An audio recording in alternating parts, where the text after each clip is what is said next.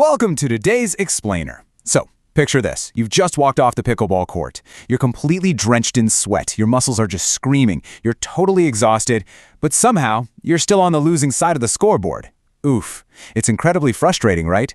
I mean, you put in the physical effort. You ran down absolutely every ball, playing like a certified banger, and yet, the points just didn't go your way. Well, today, we're going to completely flip the script on how you approach the game. We're looking at some brilliant analysis that promises a massive paradigm shift for your time on the court. We're going to explore exactly how you can start winning more pickleball points. And the best part? It's not by running faster. It's not by hitting harder. It's actually by completely rewiring your mindset. It's time to play smarter, not harder. I want you to take a second and really reflect on your own game. Think back to a recent match. Remember that one moment when the ball popped up just a little too high and your eyes got huge? You wound up, you put literally every single ounce of your body weight into the paddle, and you absolutely crushed it, straight into the net. Or, hey, maybe you blasted it 3 feet out of bounds into the next court over. Look, we all do it. The adrenaline takes over, right? We just kind of assume that raw effort and pure muscle will automatically translate into a winning point. But what if that sheer physical exertion is actually your biggest enemy? Seriously, what if that wild, untamed power is the exact thing handing points directly to your opponent on a silver platter? Okay, let's dive into this. Section 1, the wild power trap.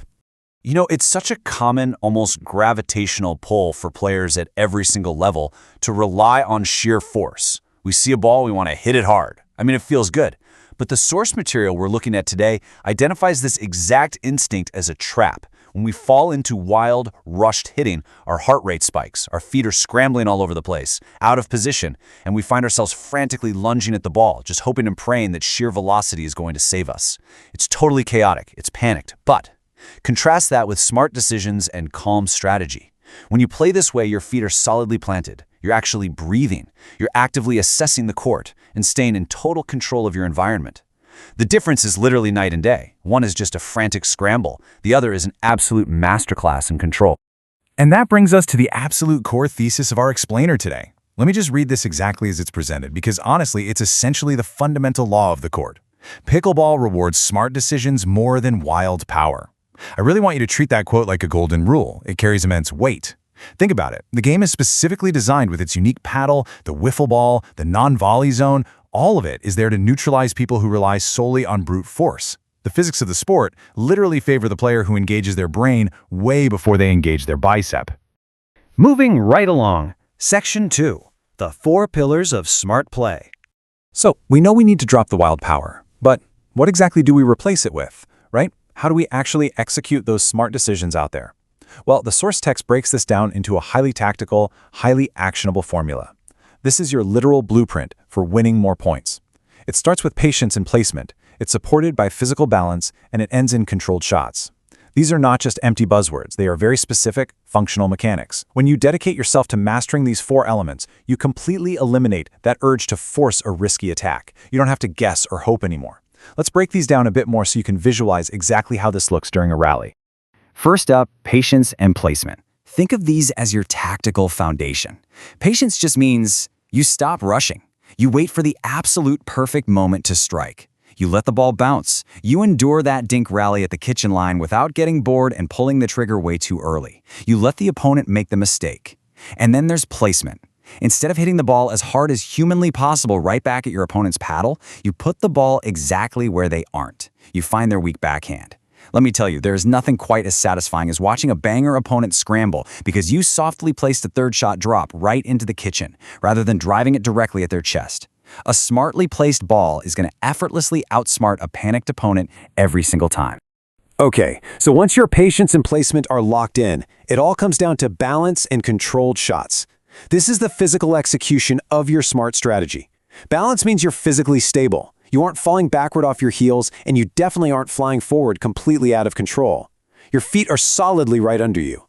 And because you have that physical stability, you can now execute intentional, controlled shot making. You are telling the ball exactly what to do, resetting the pace when you need to, rather than just blindly reacting to whatever comes over the net.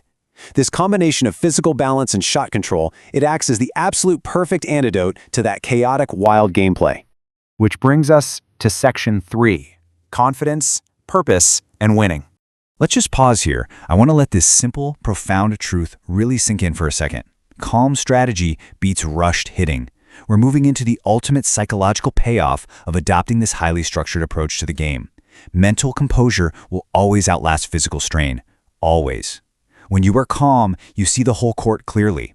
When your opponent is rushing and hitting wildly, they're getting tunnel vision. They're burning through their energy, they're getting frustrated, and inevitably, they're making unforced errors.